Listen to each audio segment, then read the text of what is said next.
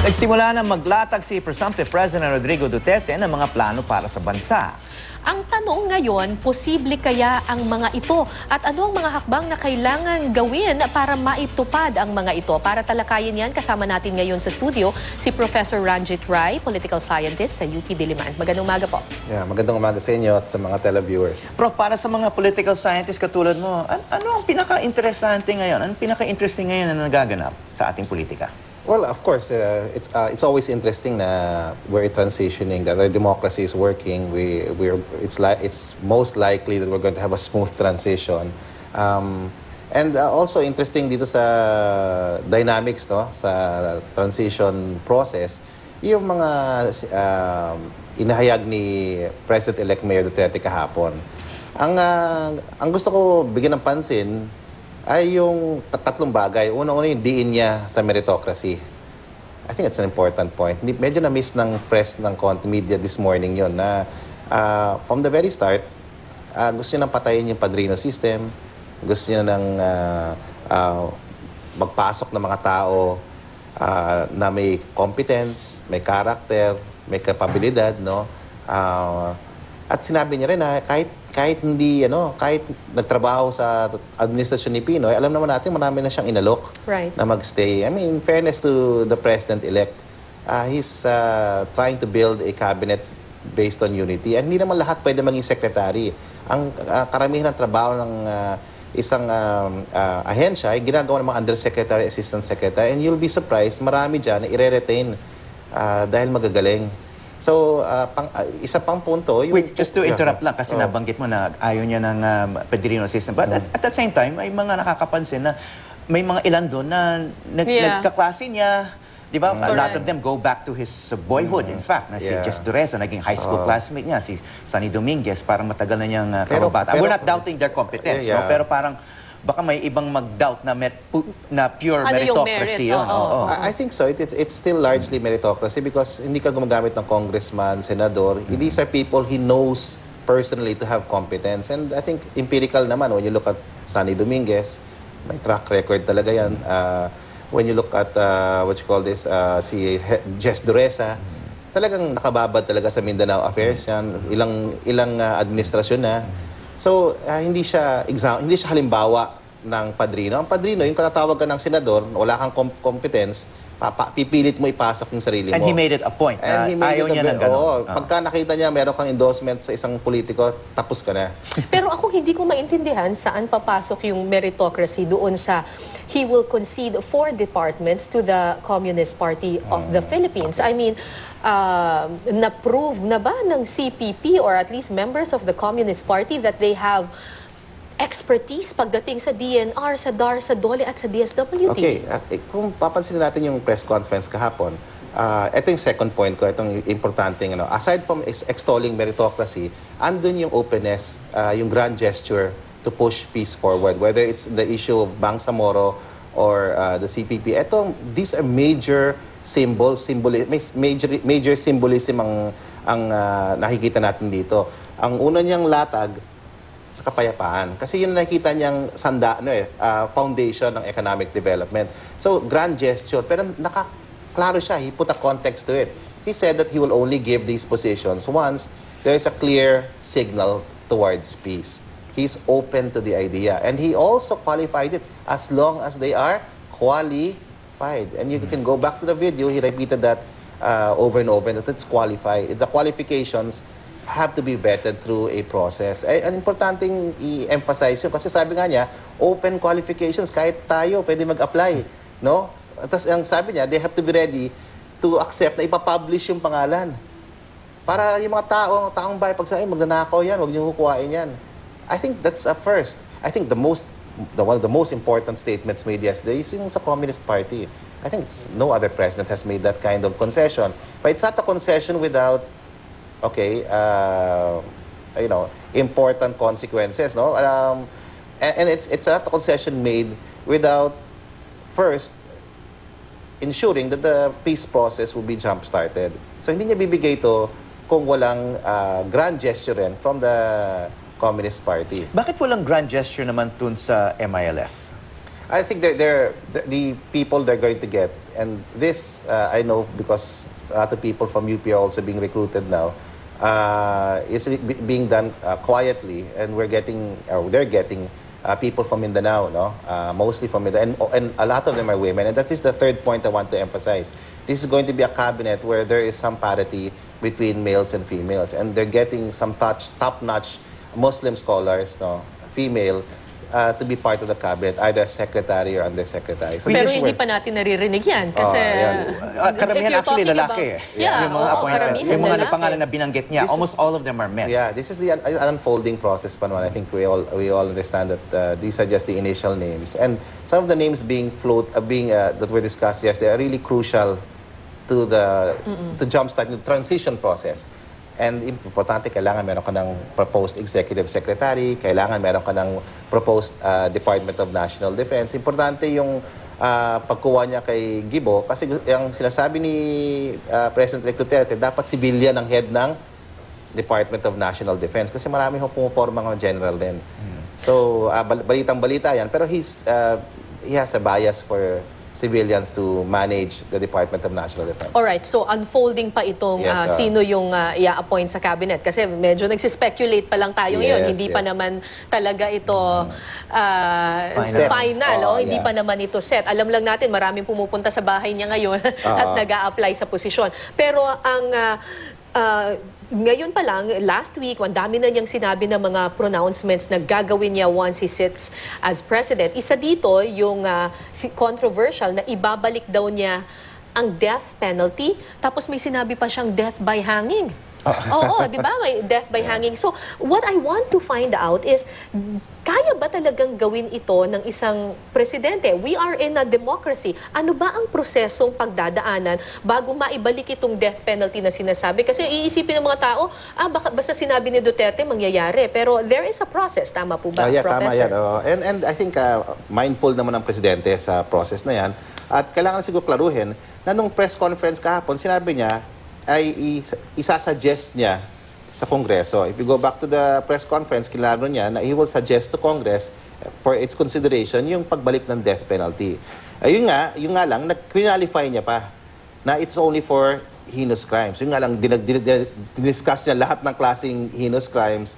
And syempre, yung disdain niya for these kinds of occurrences in society. So, yun na medyo na-emphasize ng So, media. para maipatupad ito, kailangan Dadaan talaga ng Kongreso. kailangan aprubahan din ito ng Kongreso Yes, at makuha niya yung numbers in Congress. Exactly. And that was why it was crucial yesterday na nag-sign ng agreement yung PDP Laban at Nationalista. Ito na yung magiging bagong vehicle to bring about that rainbow coalition sa Kongreso. Para ma-push yung legislative Ma-push yung agenda kasama to sa legislative death agenda. penalty. Baka lang confuse yung iba dahil meron siyang ambivalence dito sa vigilante killings naman, ano, na with or without death penalty. Meron siyang mga pahayag na gusto niya magbibigay siyang shoot to kill orders sa mga suspect na mag-resist. May mga ganun siyang pahayag na baka ma-misinterpret ng publiko na baka, pwede nang, basta suspected criminal, pwede nang dalihin. Ay, hindi naman ata clear sa akin doon sa conversation yesterday na yun ang patutunguhan nun. He was just saying as Commander-in-Chief,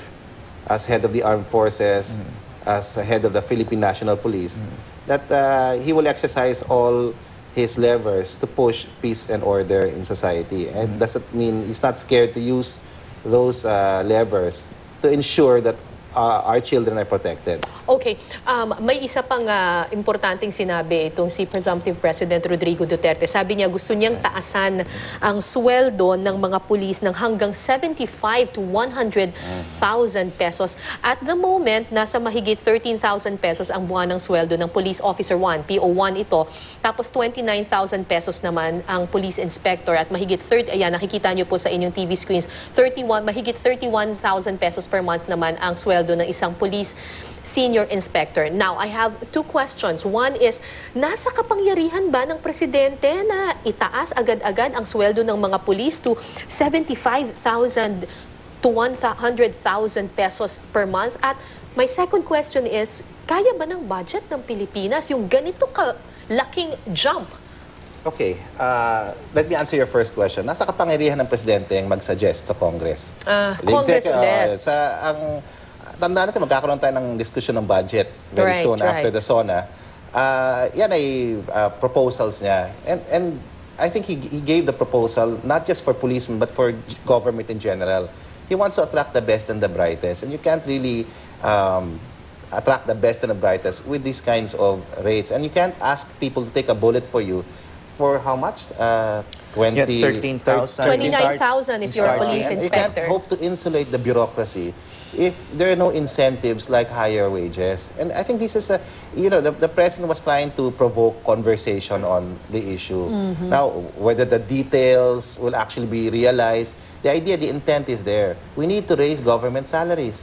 We need to get the best and the brightest. And we need to help our security sector, the police and the armed forces, do their job by giving them wages that are commensurate for the kind of sacrifice that they provide. But for is there society. enough money to give them this much Well, salary? I think the president is mindful that this will pass through Congress, and Congress will deliberate on it. Of course, he'll press the issue. The details, the goal may be that, but in a democratic process that he well understands, okay, you put the maximum, you'll get a compromise, but it will still be much better than what. All right, yeah. okay. Yeah. No, I just wanted to get your impression from yesterday dahil inuulit mo nga yung ibang sinasabi niya dun sa press con. Did you get the impression na talagang pinag-isipan niya yung mga sinabi niya kahapon dun sa press con? Dahil most of the remarks, of course, wala siyang notes, wala naman siyang prepared text. Puro kumbaga, extemporaneous lahat yung sinabi niya, and he didn't take too many questions, no? It was mostly kind of a monologue, no, ng mga nasa isip niya, no? So, since you're quoting him very specifically, do you think na talagang napag-isipan niya lahat yan with those Or- kinds of intentions, or Or he's just testing the waters right ano now? bang intention niya kahapon? I don't know him personally, no. I met him a couple of times, but I'm not a friend of the president, no. So I can't really talk about his psychology and the mindset. No? Yeah. But what I do know is that he has a television show, a long-running television show in Davao City, which I've been able to watch. Now, some people criticize it as a monologue. It's actually a very skillful dialogue with the community. He floats ideas, he provokes conversation, he tries to suggest reform, largely through his style of communication. It doesn't seem sophisticated, it seems so unvarnished to many of us who are of a different class, no? To most people who are poor and disempowered in our society. But he connects to them. He's not talking to us, he's talking to them. He's saying, these kinds of behavior, and based on my experience as a mayor, these are the best practices. People ought to consider this. If you really want peace and order, all of us have a role to play. And that was these were all his initial attempts at starting a discourse, a conversation. These are Right. not the final policy outputs. I don't think it would be wise to, speculate more than that. Okay, Yeah. okay. Now, may isa pa siyang pronouncement, yung sinabi niya na magpapataw daw ng nationwide curfew doon sa mga minors at lahat ng mga minor de edad na nalalabag dito sa curfew, ang magiging parusa ay aarestuhin yung kanilang mga magulang. Now, I know na may mga iba't iba ng mga lungsod, local government, dito, at least dito sa Metro Manila, I can name Quezon City and Mandaluyong, na merong medyo similar kind of ordinance, pero hindi naman aarestuhin. Halimbawa, sa Quezon City, ang first offense, may multa na 2,000 pesos, tapos yung second offense, may counseling muna, pero ibabalik rin yung bata. Tapos yung third offense, yun yung ito-turn over na ang bata sa Social Services Department. Tapos may multa na 5,000. I know for a fact na in Mandaluyong, ganyan din, may first offense, second offense, and the third offense, community service. Pero not really arresting the parents.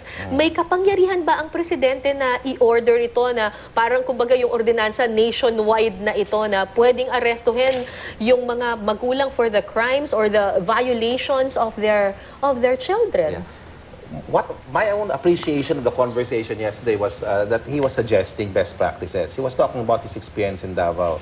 And you can't take away from a president who, by the way, was first a mayor, then became president. Now, there was no interim Correct. senator or vice president position for him.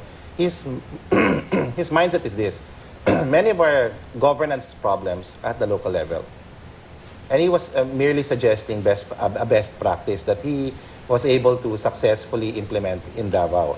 Now, he's also very mindful of the fact. He's a prosecutor. The guy is very intelligent, no? He knows that this will have to go through the local government. And in fact, what you just explained, Cara, is that many local governments already have these ordinances on the what you call on the books, no? But implementation is poor, and he was merely expressing, you know. Well, in fairness naman, I just have to say, kus Mandaluyong naggawa ako ng documentary dyan, wala nang masyadong vagrants na mga batang it works pala. It works, pero hindi aresto. Community service lang. It's not really punishing the parents. Yeah, I think he was, you know, I can't talk for the president-elect on that, no. But I think the intent was really to create order. We all have to play a role, and parents, community, okay, including government that sets policy and implements programs, no, will have to come together. I think that was the spirit of it.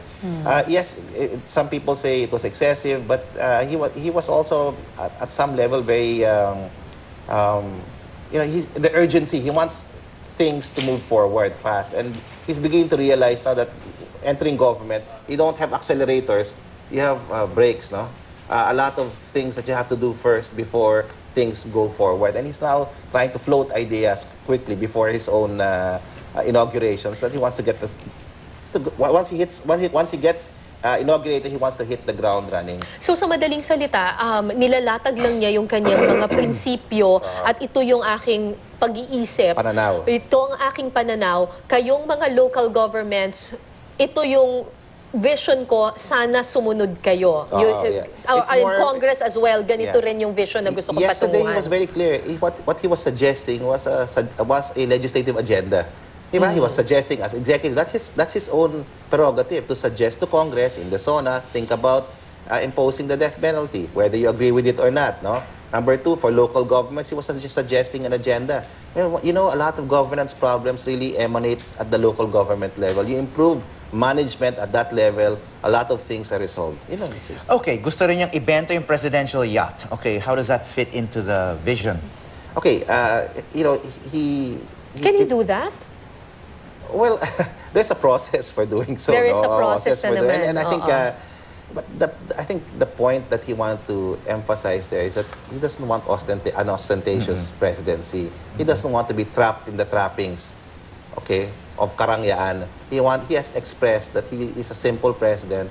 He wants to live simply. He wants to be an embodiment, an example to everyone.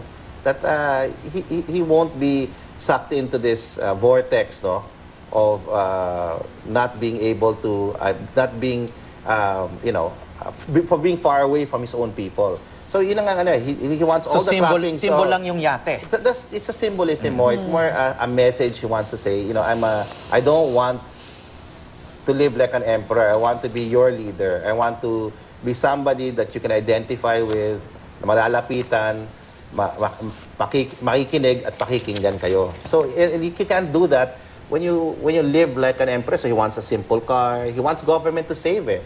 He's a stickler for waste. Ayaw niya yung waste. So he feels that all of these ostentatious display of what you call this, karangyaan, just to make the president look presidential, is not something that is close to his heart. He wants to get rid of that. He wants to come closer to his own people. So that's the message. So sa madaling salita, yung kanya mga pronouncement ngayon, more of setting the mindset ng mga tao na ito ang vision ko, ito ang prinsipyo ko, ito ang gusto kong mangyari, but he cannot do this alone kasi may kailangang mga proseso na pagdaanan. Yes. At siniset lang niya yung agenda na parang sana sumunod kayo sa ganitong klaseng vision. Yesterday was just really a talk, an informal talk with people, no? And the setting of the agenda, this is maybe a small portion of the governance agenda he's pushing forward, no? But he just wants to relate two things. He's extolling meritocracy. He wants a cabinet that is gender, okay, is reflective of the gender disparities here, or not reflective the gender disparities in society. He wants more women in the cabinet. He wants to have a unity cabinet, so he's going to hire a lot of people from the old administration. He said he wants to continue the economic programs. And then he's talked about federalism, trying to bring power back to local governments, because he believes local governments are at the forefront of governance issues in the country. And of course, the peace process. So I think those were the key areas. Everything else was, secondary to those messages. Okay. All right. Maraming salamat, Professor Ranjit Rai of Thank UP Political Science Thank Department. you.